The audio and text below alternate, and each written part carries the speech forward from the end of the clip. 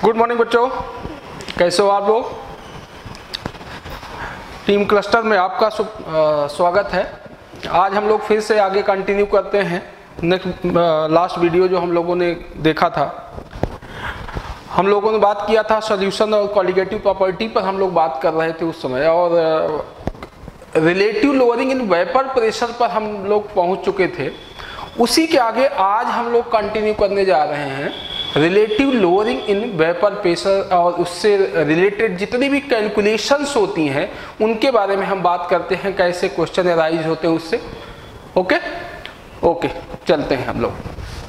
तो आज हम लोग बात करते हैं फिर से वही बात, relative lowering in vapour pressure पे। Relative lowering in vapour pressure.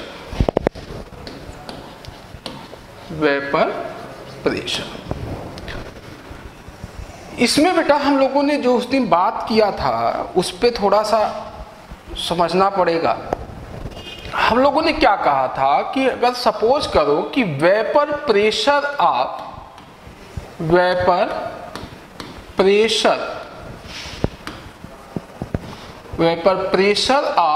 Solution की बात है। जब हम लोगों ने कहा था तो हमने सपोज किया था कि सॉल्यूशन का वेपर प्रेशर क्या लिया था, PS, और vapour pressure of pure solvent, vapour pressure of, एक सेकंड मिस हो गया है ये, एक सेकंड,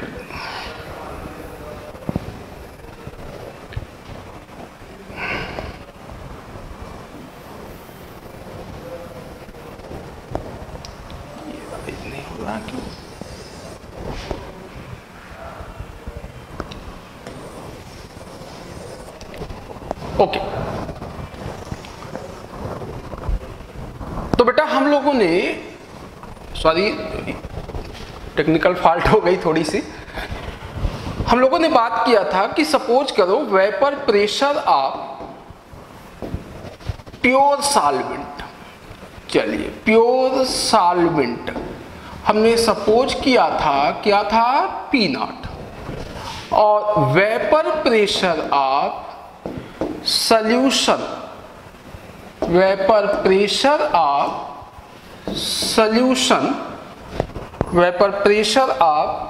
सॉल्यूशन हम लोगों ने सपोज क्या किया था, PS, हम लोगों ने सपोज किया था क्या, PS।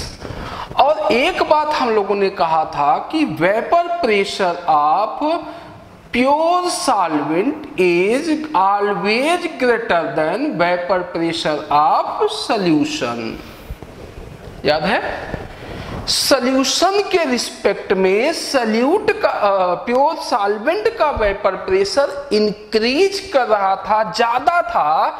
क्यों ज्यादा था? क्योंकि due to the presence of solute particles solution का वेपर प्रेशर डिक्रीज कर गया था। इतनी बात हम लोगों ने किया था। और यहीं पर एक हम लोगों ने बात और किया था कि जब हम लोगों ने कहा था कि लोअरिंग इन वेपर प्रेशर, जिसको हम लोगों ने नाम क्या दिया था बेटा, डेल्टा P, तो delta P is equal to हुआ था P0 माइनस PS। कितने की कमी आई? और यहीं पर एक टर्म हम लोगों ने और बात किया था जिसको हम लोगों ने क्या कहा था, RLBP, relative lowering in vapour pressure, और वो हमारा क्या था, P0 minus PS upon P0। ये यहां तक हम लोगों ने उस दिन बात किया था बेटा, इसी पर हमने रोका भी था। यही इसी के आगे हम लोग बात करने जा रहे हैं, इसको और इंटीग्रेट करने जा रहे हैं थोड़ा सा। अब ये जो टर्म आया relative lowering in vapour pressure, इसी को हम लोगों ने और क्या लिख दिया था, डेल्टा P अपॉन क्या, P0। अब यहां से भी कभी कभी क्वेश्चन आता है, एक सिंपल सा क्वेश्चन हम बात करने जा रहे हैं इस पे कि ये इस पर क्वेश्चन क्या आता है, कैसे क्वेश्चन इससे अराइज होते हैं हमारे पास। तो एक क्वेश्चन हम आपको दिखा रहे हैं, क्या क्वेश्चन इससे आता है हमारे पास, वो देखते हैं। एक एग्जांपल हम लोग देखते हैं क्या। सपोज करो कि कोई सॉल्यूशन है, the solution of urea having relative lowering in vapor pressure is 3/4। कोई सॉल्यूशन है यूरिया का, उसका relative lowering in vapour pressure कितना है, 3/4 है। देन what is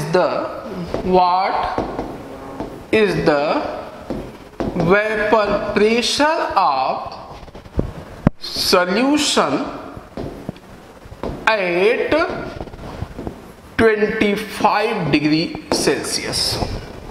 क्वेश्चन क्या कहा बेटा कि एक यूरिया का सॉल्यूशन है, उसका relative lowering in vapour pressure कितना हुआ, 3/4 दिया हुआ है, और उसमें कह रहा है कि उस यूरिया सॉल्यूशन का एक्चुअल में वेपर प्रेशर क्या होगा, लेकिन यहां पर टेम्परेचर क्या दिया हुआ बेटा, 25 डिग्री सेल्सियस।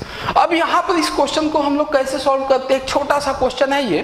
तो क्वेश्चन हमारा जो फार्मूला आया था बेटा वो क्या था, RLVP is equal to P0 minus PS upon P0, ये फार्मूला था।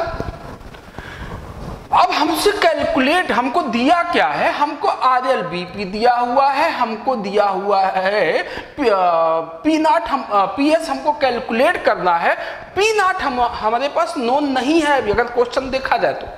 लेकिन याद करिए लास्ट की वीडियो में हम लोगों ने बात किया था क्या कि अगर 25 डिग्री सेल्सियस बोल दे रहा है तो प्योर वाटर जो वाटर होगा 25 डिग्री सेल्सियस पर उसका प्रेशर कितना था, 23.8 टॉप। तो यहां पर ये वैल्यू हमने बोला भी था कि ये वैल्यू आपको याद होनी चाहिए। तो यहां से एक बात हम निकल के आ गई कि P0 की वैल्यू हमारे पास कितना आ गई, 23.8 टॉर हो गई। ये वैल्यू हमारे पास नोन हो गई, P0 नोन हो गया क्योंकि हमको याद था। और इसी वैल्यू को अप्रोक्सीमेटली हम लोग क्या लिख सकते हैं, 24 टॉर भी लिख सकते हैं। कैलकुलेशन थोड़ा सा इजी हो जाएगा। अब ये वैल्यू हमारे पास नोन हो गई, RLVP हमको दिया हुआ है, तो क्या PS हम नहीं कैलकुलेट कर सकते। अब सीधे सीधे आ गया हमारा क्या, 3/4 क्या है RLVP, P0 हमारे पास क्या आ गया 24 हम सपोज करते हैं, PS की वैल्यू कैलकुलेट करना है, अपान क्या हो जाएगा 24 हो जाएगा। ओके, अब इसको हम सॉल्व करेंगे जब, तो इसको सॉल्व करके हम PS की वैल्यू कैलकुलेट कर सकते हैं कि नहीं कर सकते। अब ये हमारे पास हो जाएगा PS की वैल्यू, तो PS हम कैलकुलेट करेंगे और PS कैलकुलेट करके हमारा फाइनल आंसर आ जाएगा। तो एक क्वेश्चन यहां से हमारे पास आ जाता है कि RLVP दिया होगा। अब यहाँ पर एक डाउटफुल कंडीशन आती है कि दो अननोन हमको दिखते रहते हैं कि P0 क्या होगा, लेकिन P0 फिर से रिपीट कर रहा हूं बेटा कि P0 की वैल्यू अगर 25 डिग्री है तो उस कंडीशन में कितना कंसीडर करोगे आप, 23.8 टॉर या 24 टॉर। ओके, एक ये हम समझ सकते हैं कि आपको बात समझ में आ गई होगी। अब यहां पर एक बात और समझने वाली है कि अगर ये टेम्परेचर बेटा, सपोज करो कि क्वेश्चन में ये टेम्परेचर है, यहीं पर एक क्वेश्चन और एराइज हो सकता है कि अगर ये टेम्परेचर 25 डिग्री ना होकर के 100 डिग्री होता तो क्या होता। तो 100 डिग्री होने के लिए थोड़ा सा उस क्वेश्चन में चेंज क्या होता, हटाते हैं इसको हम और फिर से इसी क्वेश्चन को हम हटा रहे हैं, दिखा रहे हैं आपको कि क्या करना हमको। क्वेश्चन हमारा क्या है कि अगर ये टेम्परेचर कितना होता बेटा, 100 डिग्री होता। चलिए इसको हम 100 डिग्री बनाते हैं आपके सामने। ये हमारा कितना हो गया, 100 डिग्री हो गया। और अगर यही क्वेश्चन 100 डिग्री पर पूछता तो क्या होता। अब 100 डिग्री पर क्या होता बेटा, एक टर्म आता है बॉइलिंग पॉइंट। बॉइलिंग पॉइंट क्या होता है कि अगर बॉइलिंग पॉइंट को डिफाइन करें तो कहा जाता है कि temperature at which vapour pressure of liquid, vapour pressure of liquid becomes equal to atmospheric pressure. एक ऐसा टेम्परेचर जिस पर किसी लिक्विड का वेपर प्रेशर एटमॉस्फेरिक प्रेशर के इक्वल हो जाता है, वो टेम्परेचर उस लिक्विड का क्या कहा जाता है? Boiling point. अगर यहां पर टेम्परेचर 100 डिग्री कहा, इसका मतलब वो किसका बॉइलिंग पॉइंट बोल रहा है? वाटर का। और वाटर का बॉइलिंग पॉइंट बोल रहा है, इसका मतलब उस कंडीशन में जो लिक्विड का वेपर प्रेशर होगा वो एटमॉस्फेरिक प्रेशर के इक्वल होगा, और उस कंडीशन में एटमॉस्फेरिक प्रेशर 1 atm कितना हो जाएगा? 760 टॉर हो जाएगा। इसका मतलब कि 100 डिग्री पर वाटर का जो वेपर प्रेशर होगा वो कितना होगा? 760 टॉर, 760 टॉर होगा। और उस कंडीशन में जो हमारा फार्मूला था P0 minus PS upon P0 is equal to, हमने कहा RLBP, यही फार्मूला था। उस कंडीशन में अभी पीछे के क्वेश्चन में हम लोग क्या कर रहे थे? P0 की वैल्यू कितना पुट किया हमने? 24। लेकिन यहां पर P0 की वैल्यू हम लोग कितना पुट करेंगे बेटा? 760। तो RLBP, अब जो फार्मूला हम लोग यूज करेंगे क्या होगा? 760 minus PS upon 760 is equal to 3/4 RLBP। अब इससे हम कैलकुलेट करेंगे तो ये हमारा क्या निकल के आएगा बेटा? Relative lowering in vapour pressure से हमारा सॉल्यूशन का वेपर प्रेशर निकल के चला आया। दोनों क्वेश्चन डाउट क्लियर है? तो यहां पर जरूरी नहीं कि हमको वेपर प्रेशर दे, वाटर अगर है तो, क्योंकि हर लिक्विड का वेपर प्रेशर और बॉइलिंग पॉइंट तो बदलता रहता है, लेकिन वाटर के केस में खासतौर से टेम्परेचर का बहुत बड़ा रोल हो जाता है। तो 2 टेम्परेचर पर तो याद रखिए ये वैल्यू, बाकी क्वेश्चन में आपको गिवन होगा। 25 डिग्री पर कितना? 23.8 टॉर या 24 टॉर। लेकिन अगर 100 डिग्री है तो वो एटमॉस्फेरिक प्रेशर के इक्वल होगा। कितना होगा? 760 टॉर होगा। क्लियर बात? अब इसी को तो एक क्वेश्चन बेटा हम लोगों का relative lowering in vapour pressure के सिंपल से फार्मूले से एक न्यूमेरिकल यहां से ये बनता है। हम लोग अब यही नहीं समझ पाते कि हो क्या रहा है, यहां अननोन 2 हो जा रहा है। तो आगे हम लोग कंटिन्यू करते हैं। चलिए अब बेटा ये जो relative lowering in vapour pressure है RLBP, इसको हम लोग और कैसे प्रूव करते हैं, कैसे दिखाते हैं, ये चीज निकल के कहां से आई, इसका कोरिलेशन क्या है सॉल्यूशन के वेपर प्रेशर से या सॉल्वेंट के वेपर प्रेशर से। तो उसी के लिए एक लॉ दिया गया, एक लॉ था जिसको हम लोग बोलते हैं राउल्ट्स लॉ। बहुत इंपॉर्टेंट लॉ है ये हम लोगों के सामने, राउल्ट्स लॉ। राउल्ट्स लॉ क्या कहता है? According to this law the vapor pressure of solution is equal to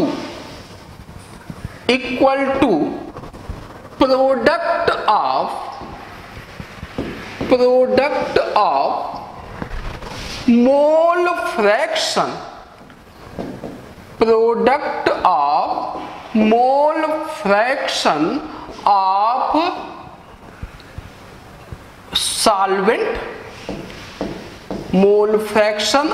solvent and vapor pressure of solvent। सुनिएगा ध्यान से, क्या स्टेटमेंट है बेटा कि किसी भी सॉल्यूशन का जो वेपर प्रेशर होगा वो सॉल्वेंट के मोल फ्रैक्शन और सॉल्वेंट के वेपर प्रेशर के प्रोडक्ट के इक्वल होगा। लेकिन बेटा एक बात यहां पर थोड़ा सा नोट करने वाली है, क्या? पहले इसको हम लोग बात कर लें कि ये राउल्ट्स लॉ, पहला केस यहां पर एक बनता है applicable for applicable for ideal solutions only। अभी आगे हम लोग बात करेंगे solutions only किसके लिए होगा, आइडियल सॉल्यूशन के लिए होगा। दूसरी बात अगर हम इस पे करें, फॉर नॉन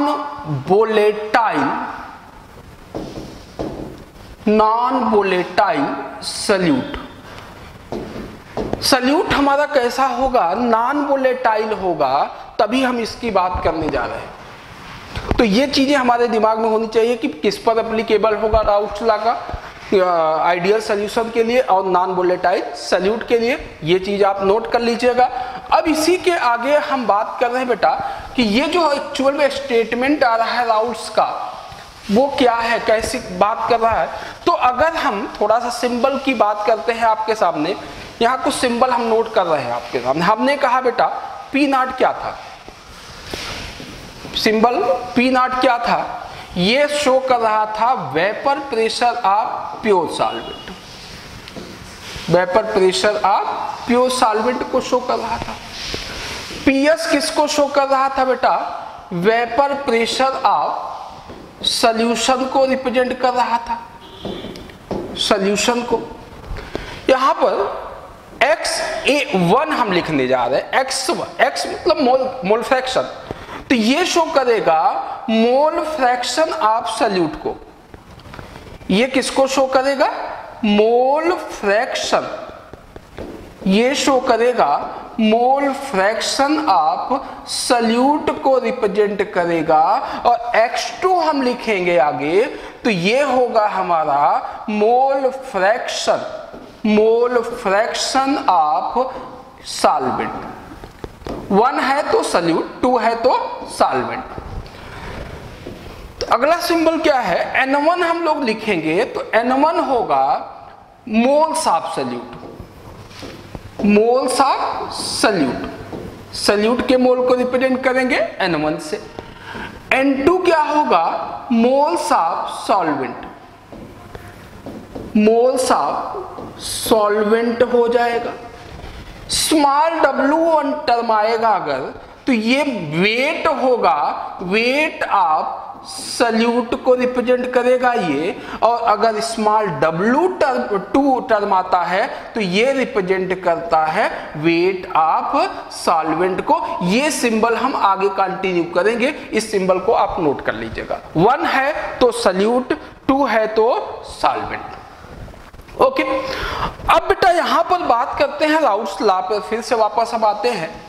तो राउट्स लॉ क्या कहता है कि किसी भी सॉल्यूशन का जो वेपर प्रेशर होगा वो सॉल्वेंट के मोल फ्रैक्शन और प्योर सॉल्वेंट के वेपर प्रेशर के प्रोडक्ट के इक्वल होगा। इसका मतलब हम कह सकते हैं क्या कि वेपर प्रेशर ऑफ सॉल्यूशन, जिसको बेटा हम लोग क्या लिख रहे थे, PS इज इक्वल टू क्या हो जाएगा, X2 इंटू क्या, P नॉट। X2 क्या है, मोल फ्रैक्शन ऑफ सॉल्वेंट है, और P नॉट क्या है, vapour pressure of pure solvent है। क्लियर बात। तो यहां से भी एक छोटा सा क्वेश्चन कभी कभी हमसे पूछ देता है, क्या आपसे कह देगा कि यार एक सॉल्यूशन है, उसका वेपर प्रेशर बताओ, अगर प्योर सॉल्वेंट का वेपर प्रेशर इतना हो, सॉल्वेंट का मोल फ्रैक्शन इतना हो, या सॉल्यूट का मोल फ्रैक्शन इतना हो। यहां से क्वेश्चन आता है। और एक बात हम लोगों ने पढ़ा भी है बेटा पीछे कि x1 plus x2 is equal to always 1। जितने भी कंपोनेंट होंगे उनके मोल फ्रैक्शन का सम हमेशा क्या होता है, 1 होता है। इसका मतलब सल्यूट का मोल फ्रैक्शन और सॉल्वेंट के मोल फ्रैक्शन का सम क्या होगा, 1 होगा। तो एक क्वेश्चन यहां से बेटा और आपका बनता है क्या कि अगर मान लो कि हमको सॉल्यूशन का वेपर प्रेशर कैलकुलेट करना हुआ और P नॉट दिया था, सॉल्वेंट का वेपर प्रेशर दिया था प्योर स्टेट में, और सल्यूट का मोल फ्रैक्शन दे दिया, मींस x1 दे दिया, x2 की जरूरत होगी। तो x2 के लिए हम क्या करेंगे, x2 को के लिए 1 में से x1 को क्या करेंगे, सल्यूट के मोल फ्रैक्शन को माइनस करके x2 की वैल्यू निकाल करके सॉल्व करके आंसर लिख देंगे। क्लियर? तो यहां से बेटा इसी को हम थोड़ा सा एक्सपेंड करने जा रहे हैं, इसी फार्मूले को। अब आप यहां से अभी हमने कहा x1 plus x2 is equal to 1, तो अगर बेटा हम इसको ऐसे लिखें कि PS is equal to 1 minus x1 P0, सही है, लिखा जा सकता है। अभी यहां पर हम लोगों ने क्या कहा कि x2 is equal to 1 minus x1, तो यहां से तो ये बात हम लिख सकते हैं। अब यहीं पर अगर इसको मैं कहूं, क्या अगर इसको मैं लिखूं कि PS अपान P0, ये आ गया इधर, तो ये हो गया 1 माइनस x1। अब 1 माइनस x1 हुआ, इसको मैं हटा रहा हूं, 1 माइनस x1 हुआ। अब यहां से अगर ये टर्म इधर आ जाए तो इसको हम लिख सकते हैं क्या, x1 is equal to 1 minus PS upon P0, सही, ये इधर आ गया, ये इधर आ गया, 1 को इधर उठा ले, लिखा जा सकता है। यहां से बात समझ में आ रही बेटा। x2 को हमने क्या कहा कि x2 को हम क्या लिख सकते हैं, 1 माइनस x1 लिख सकते हैं, सॉल्वेंट का मोल फ्रैक्शन था, तो 1 माइनस सल्यूट का mole fraction into P0 pure solvent का वेपर प्रेशर, और उसको हमने क्या कहा कि P0 इधर लाए, तो ये हो गया PS upon P0 is equal to 1 minus x1। Clear? अब हम अगर इसको लिखना चाहें तो हम लिख सकते हैं क्या, x1 इज इक्वल टू ये हो जाएगा P0 minus PS upon P0, सही बेटा। अब आप ये बताओ, ये जो टर्म था, इसको हम लोगों ने क्या नाम दिया था बेटा, RLBP कहा था या नहीं कहा था? ये जो टर्म था ये RLBP हुआ। x1 क्या है, मोल फ्रैक्शन ऑफ सल्यूट है, मतलब ये हुआ कि किसी भी सॉल्यूशन का जो relative lowering in vapour pressure होगा वो सॉल्यूशन में प्रेजेंट सल्यूट के मोल फ्रैक्शन के इक्वल होगा। हम इसको RLBP को डिफाइन कर सकते हैं इस तरीके से। तो यहां पर हम नोट करके एक बात कर भी लेते हैं क्या, कि ये जो हमारा राउल्स लॉ से ये निकल करके आया कंक्लूजन, वो क्या है, तो यहां से हम एक बात ये बोल सकते हैं बेटा, क्या the RLBP relative lowering in vapour pressure of solution is equal to mole fraction of solute, mole fraction of solute. अब बेटा यहां पर याद करिए, मैंने पीछे बार बार इसलिए आपसे रिपीट किया था कि colligative property depends upon the number of solute particle. अगर x1 बढ़ेगा, सल्यूट के पार्टिकल्स बढ़ेंगे, तो सल्यूट का मोल फ्रैक्शन बढ़ेगा, और सल्यूट का अगर मोल फ्रैक्शन बढ़ेगा तो डेफिनेट सी बात है कि RLBP की वैल्यू भी बढ़ेगी। क्लियर? तो बेटा ये जो हमारा फार्मूला है, यहां से हमारे पास इससे भी एक न्यूमेरिकल निकल के आ जाता है कि कभी कभी हमको क्वेश्चन दे देगा RLBP दिया होगा या RLBP दिया होगा, x mole fraction of salute calculate कराएगा, सिंपल बात। या हमसे कह दिया कि सॉल्यूशन में सल्यूट का मोल फ्रैक्शन इतना है, x1 दिया रहेगा। अब आपसे कहेगा कि उसका RLBP क्या होगा, या आपसे कह देगा कि P0 दिया होगा, PS क्या होगा, हम निकाल सकते हैं, कैलकुलेट कर सकते हैं। अभी एक दो क्वेश्चन हम लोग बात कर रहे हैं उस पर। तो एक बात तो कंफर्म बेटा कि राउल्स लॉ से यहां से एक कंक्लूजन निकल के आया कि किसी भी सॉल्यूशन का जो relative lowering in vapour pressure होगा वो सल्यूट के मोल फ्रैक्शन के इक्वल होगा। मतलब सल्यूट का मोल फ्रैक्शन बढ़ा तो सॉल्यूशन का RLBP भी बढ़ेगा। क्लियर? आइए बात करते हैं बेटा हम लोग क्वेश्चन पे। क्वेश्चन ये है कि अभी हमने जो फार्मूले की बात आपके सामने किया, जो हमने अभी डिराइव किया, वो क्या निकल के आया था बेटा? हमने कहा कि P not minus P S upon P not is equal to x1। Clear? आइए एक क्वेश्चन इस पे हम लोग करते हैं। एक क्वेश्चन है, एग्जाम्पल एक लेते हैं हम लोग। क्या है? At 25 degree Celsius the vapour pressure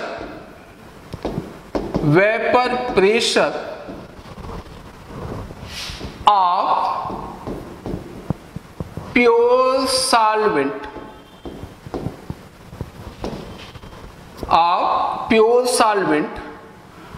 and a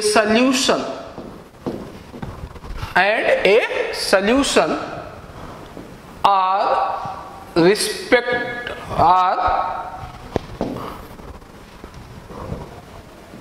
200 torr and 150 torr respectively।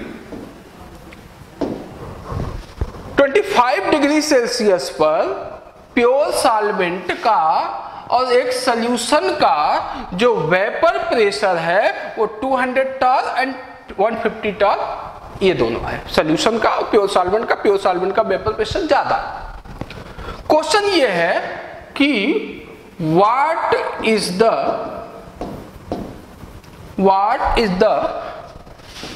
Mole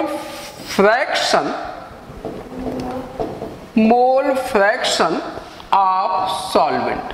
question ये है कि उस सॉल्यूशन में सॉल्वेंट का मोल फ्रैक्शन क्या होगा।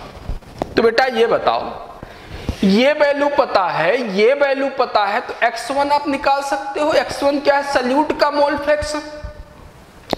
अब इसी क्वेश्चन में डायरेक्ट हमसे ये पूछ सकता था कि सॉल्यूशन में सॉल्यूट का मोल फ्रैक्शन क्या होगा, तो वहां तो कोई प्रॉब्लम नहीं थी। ये वैल्यू सॉल्व करते पुट करके हम x1 निकाल सकते थे। लेकिन यहां तो x1 निकाल करके अभी हम लोगों ने बात क्या कहा कि x1 plus x2 is equal to क्या? 1। तो बेटा अगर x1 हमने यहां से कैलकुलेट किया तो x2 की वैल्यू सॉल्वेंट का मोल फ्रैक्शन आ जाएगा कि नहीं आ जाएगा? तो एक क्वेश्चन तो यहां से आ जाता है। तो हमारा सॉल्व करने का क्या होगा? फार्मूला क्या है बेटा? 200 प्योर सॉल्वेंट का वेपर प्रेशर, 150 क्या है? सॉल्यूशन का वेपर प्रेशर, अपान क्या है बेटा? प्योर सॉल्वेंट का vapour pressure is equal to क्या? x1 है कि? अब इसको हम क्या लिख सकते हैं? बोलो। 50 अपान 200 इज इक्वल टू x1। तो ये निकल के आया क्या? x1 is equal to 1/4। ये किसका वेपर मोल फ्रैक्शन हुआ बेटा? सॉल्यूट का। सॉल्यूट का मोल फ्रैक्शन कितना आ गया? 1/4। तो ये आ गया 1/4 minus x2 is equal to क्या? Plus x2 is equal to 1। तो x2 इज इक्वल टू क्या आ जाएगा? 1 माइनस 1/4 मीन्स आंसर कितना? 3/4। एक क्वेश्चन तो यहां से एक छोटा सा क्वेश्चन बनता है बेटा कि हम लोग कैसे क्या इससे कैलकुलेट कर सकते हैं। ओके, अब इसी को बेटा थोड़ा सा और आगे हम लोग लेकर के चलते हैं। जो हमारा RLBP आया, तो RLBP क्लियर है बेटा। अब इसी राउट्स लॉ से हम थोड़ा सा चीजों को और आगे बढ़ा रहे हैं बेटा। अभी थोड़ी देर के पहले हम लोगों ने बात किया क्या? राउट्स लॉ की। तो राउट्स लॉ से हमने क्या कहा कि x2 is equal to, sorry, हमने कहा क्या कि PS is equal to x2 P not. सही। अब इसको अगर हम लिखना चाहें तो PS upon P not is equal to क्या लिख सकते हैं? x2 लिख सकते हैं। कोई डाउट? अब यहीं से अगर हम बात करें बेटा पीछे की, तो एक इक्वेशन नंबर अगर हम इसको हम लोग फर्स्ट मान लेते हैं थोड़ा सा। पीछे हम लोगों ने बात एक और किया है, क्या किया है बेटा, अभी राउट्स लॉ पे हम लोगों ने बात किया, तो ये हमारा आया क्या, P not minus P S upon P not is equal to आया था x1। इसको हम लोग इक्वेशन नंबर 2 बोल सकते हैं, या इसी को हम और क्या लिख सकते हैं, लिख रहे थे delta P is upon P not is equal to क्या, x1 लिख रहे थे कि नहीं लिख रहे थे। अब सपोज करो क्या कि अगर हम इसको इससे डिवाइड कर दें, अगर हम इक्वेशन 2 को 1 से डिवाइड कर दें, चलिए इक्वेशन 2 डिवाइडेड बाय इक्वेशन 1, तो बेटा क्या निकल के आएगा, 2 क्या है, delta P upon P nought upon ये क्या है बेटा, P S upon P not is equal to x1 upon x2, है कि नहीं। 2 को हमने 1 से डिवाइड किया, अब आप बताओ ये कैंसिल आउट हुआ, अब ये कैंसिल हुआ तो बचा क्या बेटा, delta P upon P S is equal to x1 upon x2, clear. अब इसको हमने क्या लिखा था, इसको लिखा था P not minus P S upon P S is equal to x1 upon x2। और आपको बेटा मैक्सिमम बुक्स में आप देखोगे तो यही सबसे इंपॉर्टेंट फार्मूला आपका इस कॉलिगेटिव प्रॉपर्टी का बन के आता है, और इसी पर हम कैलकुलेशन भी करेंगे। एक कंजम्पशन आगे हम लोग लेंगे कि जहां पर यहां ये जो डाउटफुल कंडीशन आती है कि यहां P not minus P S upon P S हमने लिखा है, लेकिन आगे एक हम अजम्पशन लेंगे वहां पर क्या होगा कि P not minus P S upon P not होगा, वो रिलेटिव लोअरिंग वाला, relative lowering in vapour pressure वाला, ये जो आप देख रहे हो यहां पर आप देखो ये मिलेगा यहां पर, लेकिन यहां पर मैक्सिमम बुक्स में आप यही देखोगे। रीजन क्या है कि ये फार्मूला हर जगह आप अप्लाई कर सकते हो, लेकिन वो जो आएगा वो फार्मूला सिर्फ और सिर्फ वेरी डाइल्यूट सॉल्यूशंस के लिए होगा, जब प्योर सॉल्वेंट के रिस्पेक्ट में सॉल्यूट का अमाउंट नेग्लिजिबल होगा। तो एक बात तो दिमाग में आप फीड कर लो क्या, कि हमको कोई भी क्वेश्चन हो हमको यही फार्मूला अप्लाई करना है जो राउट्स लॉ से यहां से निकल के आया, क्लियर है। क्योंकि कुछ बुक्स में आपको मिलेगा कि P not minus P S upon P not is equal to x1 upon x2, तो यहां पर पी नॉट लिखा होगा जबकि हमने क्या लिखा है, पी एस। आपको यही अप्लाई करना है, क्लियर है। इसी को अब यहां से भी एक क्वेश्चन बनता है बेटा, जितनी वैरायटी बन सकती है, बहुत सी चीजें यहां दिख रही हैं। अब एक क्वेश्चन यहां से ये बन सकता है क्या कि आपको किसी सॉल्यूशन में सॉल्यूट का मोल फ्रैक्शन दिया हो, सॉल्वेंट का मोल फ्रैक्शन दिया हो, और आपसे कह दे कि यार सॉल्यूशन का वेपर प्रेशर बताओ, और प्योर सॉल्वेंट का वेपर प्रेशर दिया हुआ हो, ये वैल्यू पूछा जा सकता है और ये वैल्यू दिया हुआ होगा, आप निकाल सकते हो कि सॉल्यूट का मोल फ्रैक्शन, सॉल्वेंट का मोल फ्रैक्शन, क्लियर। अब इसी को और क्या कर सकते हैं बेटा, एक फार्मूला, ये बहुत इंपॉर्टेंट फार्मूला है बेटा, ये इसको आप ध्यान रखिएगा, आपको इसी पर न्यूमेरिकल करना है। अब याद करिए कि मोल फ्रैक्शन क्या होता था, इंडिविजुअल मोल अपान टोटल मोल, इंडिविजुअल मोल अपान टोटल मोल, मतलब ये कि यहां पर मैं थोड़ी देर के लिए कर रहा हूं, x1 इज इक्वल टू क्या होगा, n1 अपान n1 प्लस n2, सॉल्यूट का mole fraction is equal to solute का moles upon solute plus solvent का मोल। और अगर x2 की बात करें तो x2 क्या होगा, n2 अपान n1 N2 अपान N1 प्लस N2 होगा।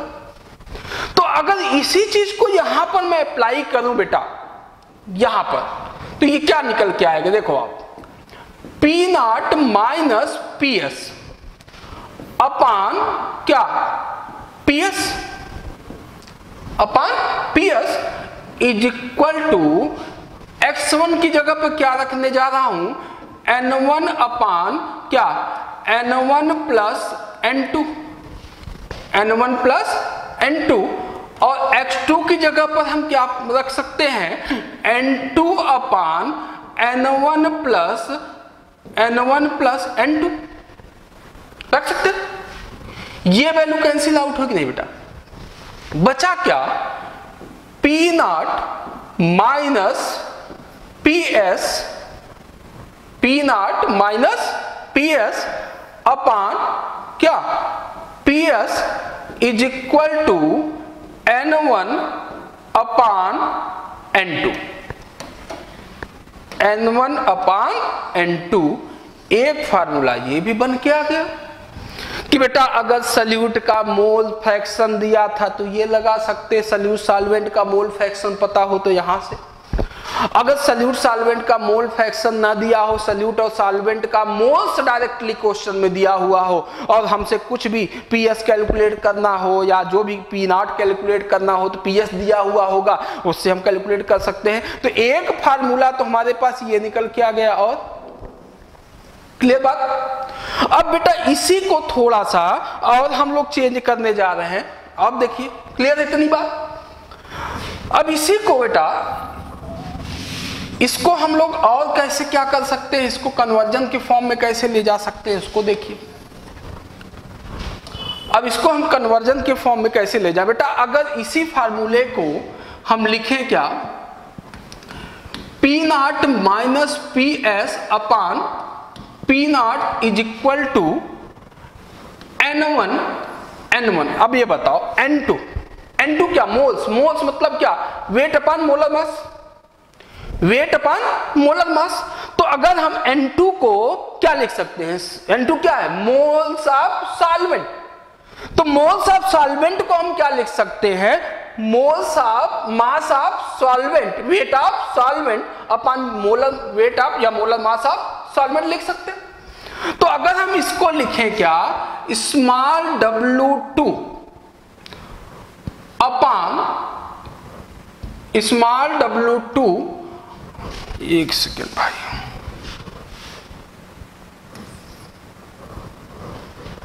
इसको हम लिख सकते हैं स्मॉल w2 अपान कैपिटल W2, कैपिटल W2। एक मिनट, इसको मैं ऐसे लिख दे रहा हूं, इसको मैं ऐसे लिख रहा हूं, N1 अपान स्मॉल w2 अपान कैपिटल W2। सही बोलो, small w2 upon capital W2 weight of solvent upon molar mass of solvent. 2 मतलब सॉल्वेंट बेटा।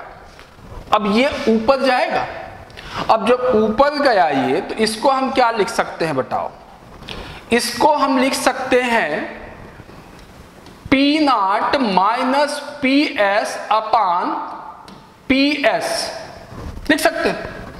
और ये हुआ N1 इंटू कैपिटल W2 अपान स्मॉल w2,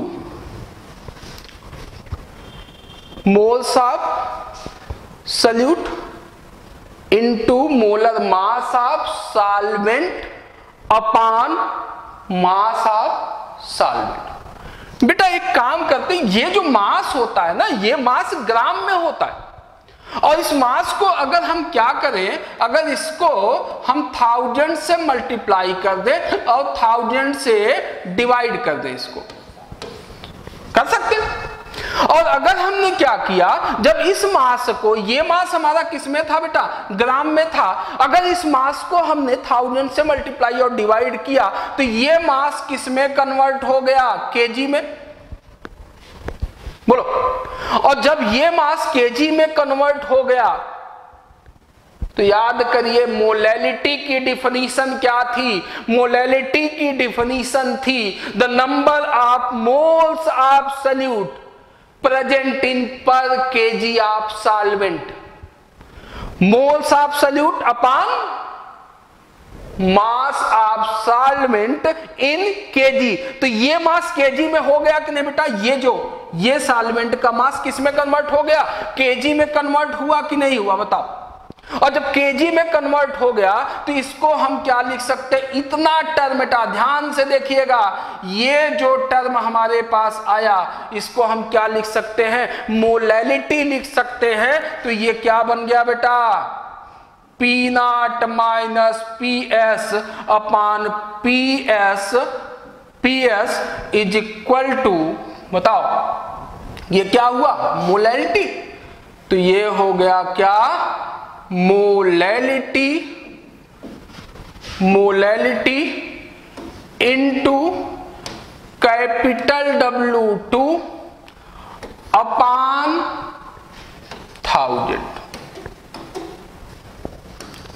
ये भी बहुत इंपॉर्टेंट फार्मूला है बेटा कि कभी कभी हमको क्वेश्चन में सॉल्यूशन की मोलैलिटी दिया होगा और मोलैलिटी दे करके आपसे कहेगा कि उस सॉल्यूशन का वेपर प्रेशर क्या होगा। तो एक ये कन्वर्जन का फार्मूला निकल के आता है। अब यहां से क्वेश्चन, बहुत अच्छे क्वेश्चन यहां से बनते हैं, यहां से बहुत अच्छे क्वेश्चन बनते हैं कि मोलैलिटी दिया होगा। कभी कभी बेटा हम लोगों को मोलैलिटी की जगह पर मोलैलिटी, इसको हम लोग याद करें स्मॉल m से रिप्रेजेंट करते, मोलर कंसंट्रेशन बोलते थे। और कभी कभी हमको कैपिटल M दिया होगा, मोलैलिटी दिया होगा, तो अब उससे कैसे कैलकुलेट करेंगे? उसको इंटर कन्वर्जन में जाना पड़ेगा। इससे बहुत अच्छा न्यूमेरिकल बनता है। अभी एक एग्जांपल आपके सामने मैं करा रहा हूं। ये बात उम्मीद करते हैं समझ में आई होगी सबको। फिर से रिपीट कर रहा हूं मैं। हमने क्या किया बेटा? N1 moles of solute, N2 moles of solvent. हमने क्या किया कि सॉल्वेंट के मोल को कन्वर्ट किया किसमें? मास of solvent upon molar mass of solvent. ये जो मास होता है किसमें होता है बेटा? ग्राम में होता है।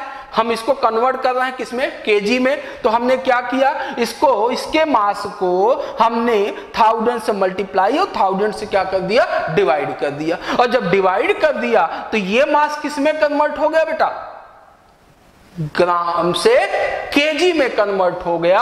और याद मोलैलिटी की डेफिनेशन, मोलैलिटी हम लोग पढ़ते थे 11th में पढ़ा होगा कि number of moles present in per kg of solvent. तो ये कन्वर्ट हो गया किसमें? मोलैलिटी में। तो यहां से एक न्यूमेरिकल ये बन जाता है, एक फार्मूला हमारे पास ये निकाल के आ गया।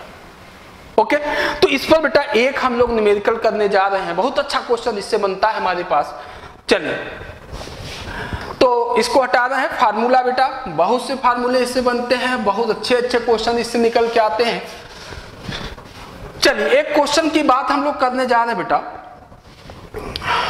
चलिए, एक क्वेश्चन ये है कि the molality of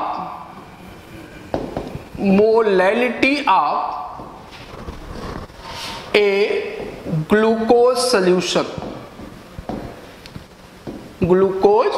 solution is 0.5। एक ग्लूकोज का सॉल्यूशन है, उसकी मोलैलिटी कितना है? 0.5 है। What is the vapor pressure of solution? What is the vapor pressure of solution at 100 degree Celsius? 100 degree पर उसका वेपर प्रेशर क्या होगा? छोटा सा। तो बेटा अभी हम लोगों ने फार्मूला क्या लिखा था? फार्मूला क्या था बेटा?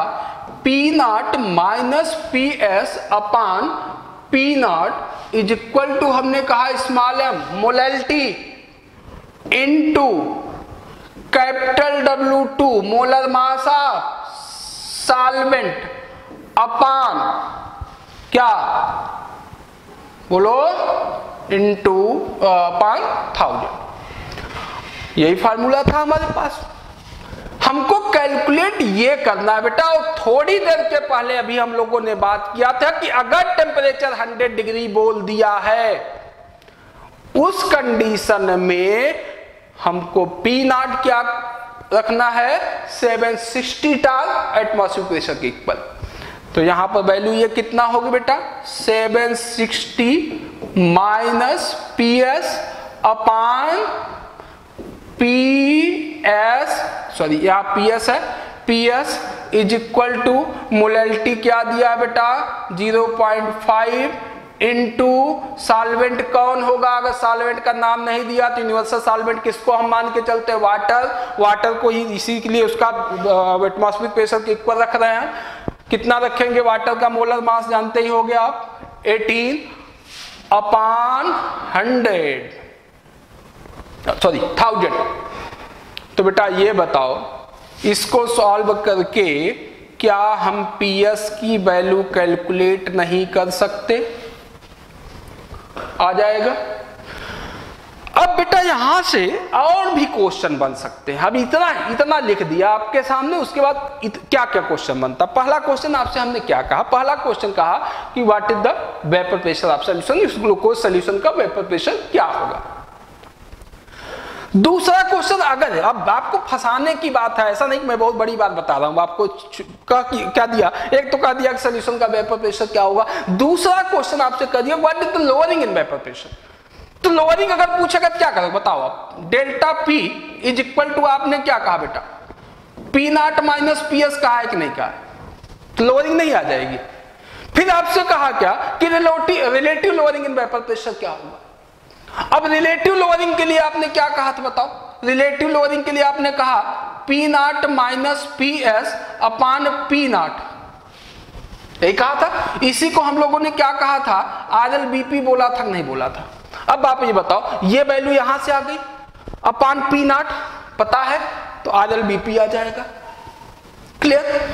और क्वेश्चन क्या बन सकते हैं इससे, इतनी दो लाइन भी नहीं है ठीक से अगर देखा जाए। और क्वेश्चन क्या बन सकते हैं। अब फिर यही पर क्वेश्चन ये कहा कि इस सॉल्यूशन में सॉल्यूट और सॉल्वेंट का मोल फ्रैक्शन बता दो। सॉल्यूट और सॉल्वेंट का मोल फ्रैक्शन बता दो। अब बताओ अगर RLBP आ गया, ये बताओ बेटा आपने क्या कहा था कि RLBP is equal to X1, याद है।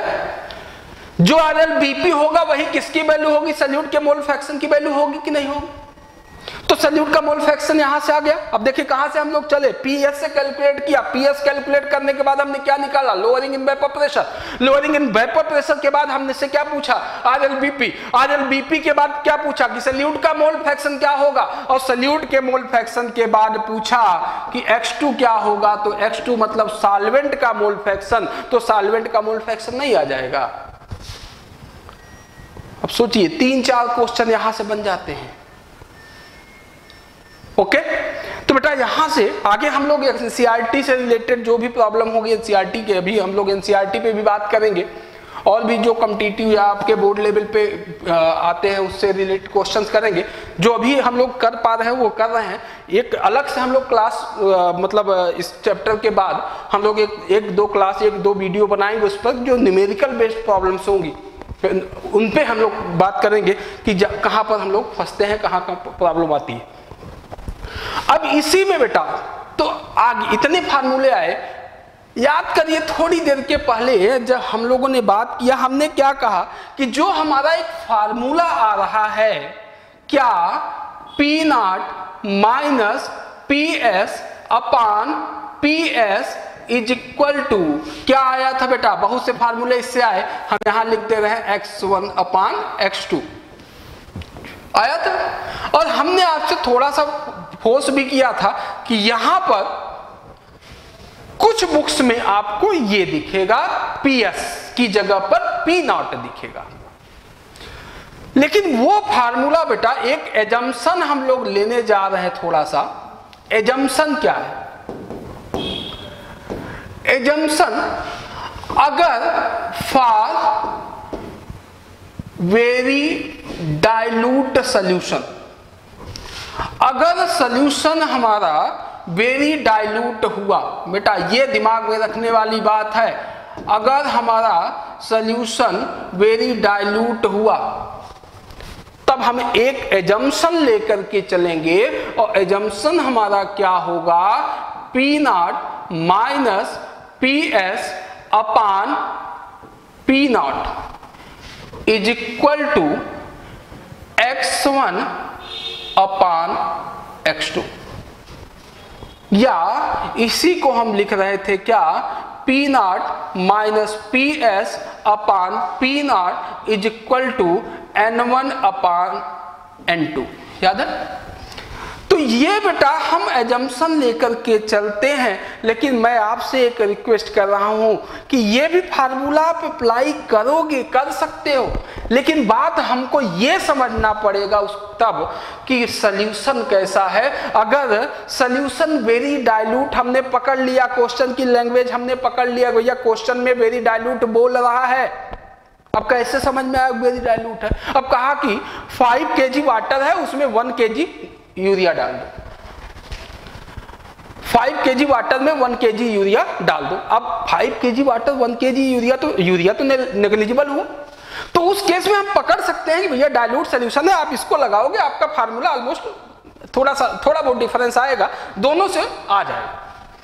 लेकिन अगर हमने ये गलती कर दिया, हमने ये समझने में गलती कर दिया कि सॉल्यूशन वेरी डाइल्यूट है, जबकि वेरी डाइल्यूट नहीं था, और ये फार्मूला हमने लगा दिया, उस केस में अगर इससे आप कैलकुलेट करोगे अपनी वैल्यू और वो पीछे वाले फार्मूले से वैल्यू कैलकुलेट करोगे तो उनमें डिफरेंस बहुत ज्यादा आएगा, क्योंकि सॉल्यूट का अमाउंट अगर बढ़ेगा तो डिफरेंस बढ़ता जाएगा। इसीलिए मैं आपसे बार बार यही बोलना चाहूंगा कि आप इस फार्मूले को जानते रहिए, लेकिन आप ये मान लीजिए कि हमको ये नहीं मालूम, आप वही फार्मूला अप्लाई करिएगा, उसी पर सारी कैलकुलेशंस करिएगा, कोई डाउट नहीं होगा।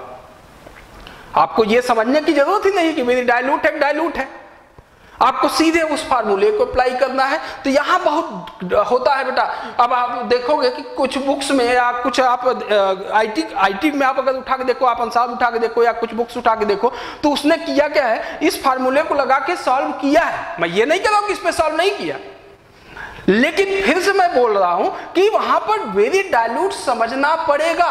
वेरी डाइल्यूट था सॉल्यूशन, इसलिए उसने ऐसा सॉल्व किया, इस पर सॉल्व किया। ओके, तो आप वही फार्मूला याद रखिए, उसी को अप्लाई करिए, सबसे ज्यादा बेटर है। और कुछ आपको इसको जानते रहना है और कुछ नहीं। अब यहां से एक बात समझने वाली ये है बेटा, अब इसको अगर हम यूज करना चाहें तो इसको हम कैसे और कैसे एक्सपेंड कर सकते हैं। अब मान लो यूज करना हमको, तो हम इसको क्या लिख सकते हैं, देखो आप P not minus P S upon P not is equal to small w1 upon capital W1 लिख सकते हैं। अरे या नमन क्या है बेटा, weight of solute upon molar mass of solute, molar weight of solute. N2 क्या था, स्मॉल W2 इनटू क्या, कैपिटल W2 लिखा जा सकता है। Wait of solute upon molar mass of solute, mass of solute molar mass of solute, mass of solvent molar mass of solvent. अब यहां से इस फार्मूले को यूज करके हम कैलकुलेट कर सकते हैं। अब जो भी कैलकुलेट, ये हमारा क्या टर्म हुआ बेटा, अभ्यास करिए, ये रिलेटिव लोअरिंग है, ये RLBP है, लेकिन वो पीछे जो आप लोगों से हमने बार बार किया PS, ये RLBP नहीं है, ये राउट्स लॉ से डराइव होके आया। क्लियर बेटा? तो यहां पर ये इतना है। अब इसी में जो एक्सपेरिमेंटल व्यू है, एक्सपेरिमेंटल व्यू का मतलब ये कि जो हमारा relative lowering in vapour pressure है, ये relative lowering in vapour pressure का एक्सपेरिमेंटली अगर हमको प्रूव करना हो कि RLBP कैसे प्रूव कर सकते हैं हम, कैसे हुआ, तो एक्सपेरिमेंटल प्रूफ अगर देखा जाए तो उसके लिए एक एक्सपेरिमेंट आता है बेटा वाकर का, ओस्टवाल्ड वाकर का एक्सपेरिमेंट आता है, तो उसी को बात करने जा रहा हूं मैं। तो ओस्टवाल्ड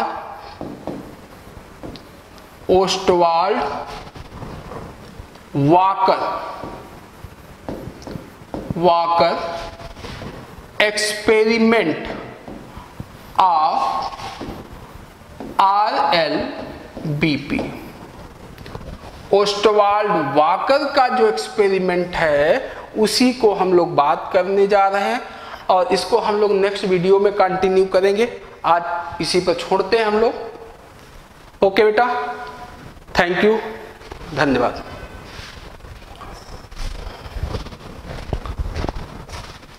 देखा जाए और क्वेश्चन क्या बन सकते हैं। अब फिर यही पर क्वेश्चन ये कहा कि इस सॉल्यूशन में सॉल्यूट और सॉल्वेंट का मोल फ्रैक्शन बता दो। सॉल्यूट और सॉल्वेंट का मोल फ्रैक्शन बता दो। अब बताओ, अगर RLBP आ गया, ये बताओ बेटा, आपने क्या कहा था कि RLBP is equal to X1, याद है? जो RLBP होगा वही किसकी वैल्यू होगी? सॉल्यूट के मोल फ्रैक्शन की वैल्यू होगी कि नहीं होगी? तो सॉल्यूट का मोल फ्रैक्शन यहां से आ गया। अब देखिए कहां से हम लोग चले, PS से कैलकुलेट किया। PS कैलकुलेट करने के बाद हमने क्या निकाला? Lowering in vapour pressure. Lowering in vapour pressure के बाद हमने से क्या पूछा?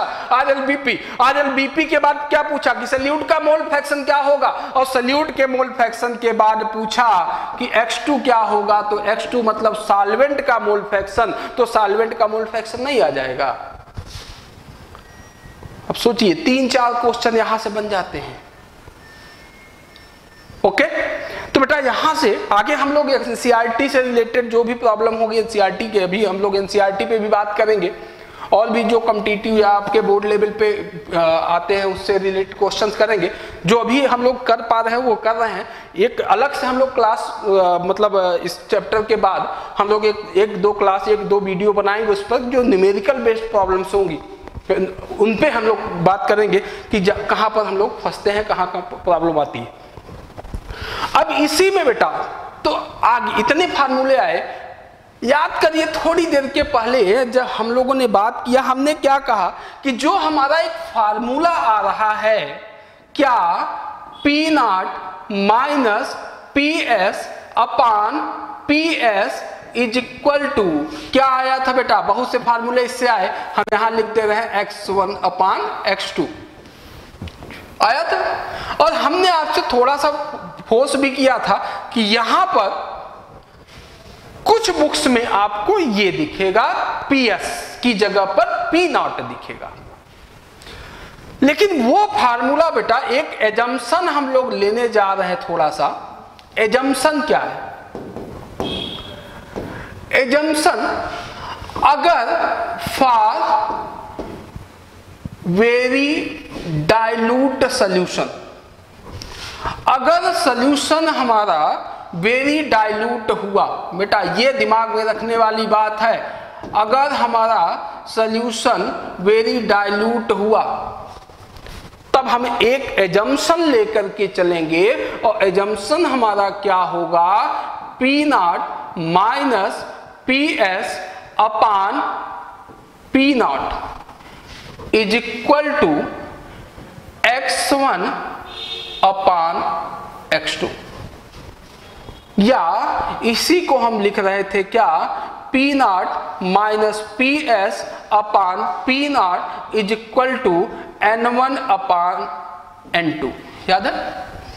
तो ये बेटा हम एजम्पशन लेकर के चलते हैं, लेकिन मैं आपसे एक रिक्वेस्ट कर रहा हूं कि ये भी फार्मूला आप अप्लाई करोगे, कर सकते हो, लेकिन बात हमको ये समझना पड़ेगा तब कि सॉल्यूशन कैसा है। अगर सॉल्यूशन वेरी डाइल्यूट हमने पकड़ लिया, क्वेश्चन की लैंग्वेज हमने पकड़ लिया, भैया क्वेश्चन में वेरी डाइल्यूट बोल रहा है, अब कैसे समझ में आया वेरी डाइल्यूट है? अब कहा कि 5 kg वाटर है, उसमें 1 kg यूरिया डाल दो।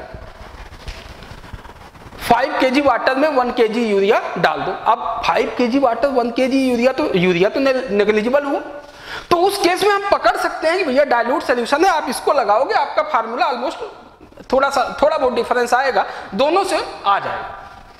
लेकिन अगर हमने ये गलती कर दिया, हमने ये समझने में गलती कर दिया कि सॉल्यूशन वेरी डाइल्यूट है, जबकि वेरी डाइल्यूट नहीं था, और ये फार्मूला हमने लगा दिया, उस केस में अगर इससे आप कैलकुलेट करोगे अपनी वैल्यू और वो पीछे वाले फार्मूले से वैल्यू कैलकुलेट करोगे तो उनमें डिफरेंस बहुत ज्यादा आएगा, क्योंकि सॉल्यूट का अमाउंट अगर बढ़ेगा तो डिफरेंस बढ़ता जाएगा। इसीलिए मैं आपसे बार बार यही बोलना चाहूंगा कि आप इस फार्मूले को जानते रहिए, लेकिन आप ये मान लीजिए कि हमको ये नहीं मालूम, आप वही फार्मूला अप्लाई करिएगा, उसी पर सारी कैलकुलेशंस करिएगा, कोई डाउट नहीं होगा।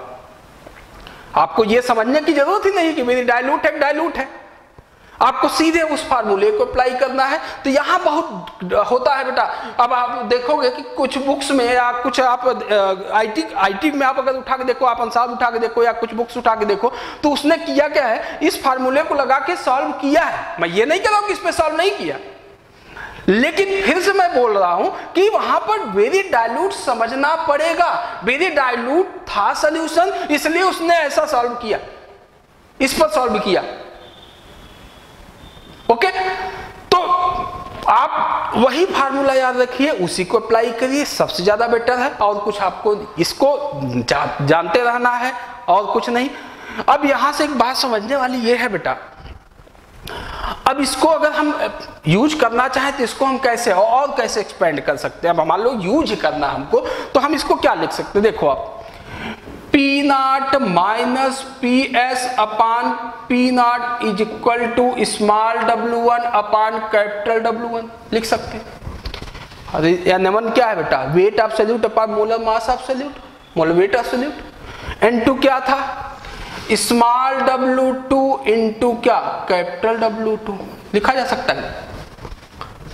Wait of solute upon molar mass of solute, mass of solute molar mass of solute, mass of solvent molar mass of solvent.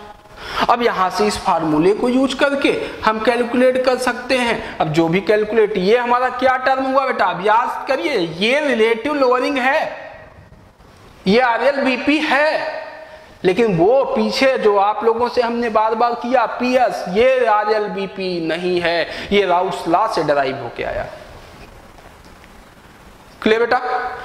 तो यहां पर ये इतना है। अब इसी में जो एक्सपेरिमेंटल व्यू है, एक्सपेरिमेंटल व्यू का मतलब ये कि जो हमारा relative lowering in vapour pressure है, ये relative lowering in vapour pressure का एक्सपेरिमेंटली अगर हमको प्रूव करना हो कि RLBP कैसे प्रूव कर सकते हैं हम, कैसे हुआ, तो एक्सपेरिमेंटल प्रूफ अगर देखा जाए तो उसके लिए एक एक्सपेरिमेंट आता है बेटा, वाकर का, ओस्टवाल्ड वाकर का एक्सपेरिमेंट आता है, तो उसी को बात करने जा रहा हूं मैं। तो ओस्टवाल्ड